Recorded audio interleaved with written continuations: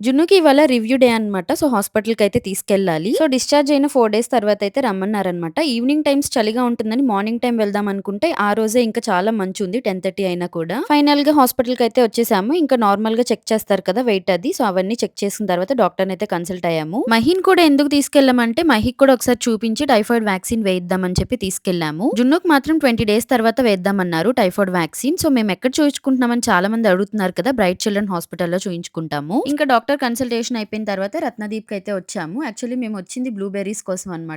మా ఇంటి దగ్గర ఉషోదయ ఉంటుంది. బట్ అందులో లేవని చెప్పి ఇంకా దూరం రావాల్సొచ్చింది. చెప్పడం మర్చిపోయాను. టైఫాయిడ్ వ్యాక్సిన్ అనేది ఇయర్లీ వేయడానికైతే ఏమి ఉండదంట. Only at a time once వేస్తే సరిపోతుందన్నారు. మనీతో అంత ప్రాబ్లమ్ లేదు అని అనుకున్న వాళ్ళు మీ పిల్లలకి టైఫాయిడ్ వ్యాక్సిన్ కూడా వేయించండి. ఎందుకంటే ఎప్పుడు ఎలా ఉంటుంది అనేది చెప్పలేం కదా! సో, చిన్న సజెషన్ అంతే. ఇంకా సూపర్ మార్కెట్‌కి వెళ్తే తెలిసిందే కదా! మనం ఏమి కొనకపోయినా మొత్తం అంతా తిరిగేసి రావాలి. ఫైనల్‌గా మాకు కావాల్సినయి అయితే తీసుకొని ఇంటికైతే వెళ్ళిపోయాము. మళ్ళీ నెక్స్ట్ వీడియోలో కలుసుకుందాం guys. Until then stay tuned. Thank you all for watching. Bye.